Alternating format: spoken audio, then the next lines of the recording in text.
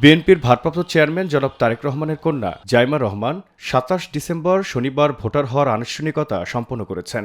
এদিন বেলা ১২টা ২৬ নির্বাচনী প্রশিক্ষণ ইনস্টিটিউট ভবনে প্রবেশ করেন তারেক রহমানের স্ত্রী জুবাইদা রহমান এবং কন্যা জাইমা রহমান।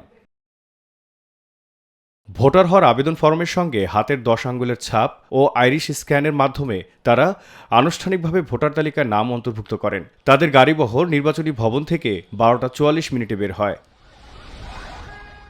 এরপর দুপুর ১টার দিকে নিজেই ভোটার হওয়ার জন্য নির্বাচনী ভবনে পৌঁছান বিএনপির ভারপ্রাপ্ত চেয়ারম্যান তারেক রহমান। কারাগারে থাকা অবস্থায় তারেক রহমান ভোটার হননি। ২০০৮ সালে কারামুক্তির পর চিকিৎসার জন্য লন্ডনে গিয়েছিলেন তারেক রহমান। ২৪-এর অভ্যুত্থানের পর রাজনৈতিক পট পরিবর্তনের সঙ্গে দেশে ফিরে তাঁর স্ত্রী জুবাইদা রহমানও ভোটার হন।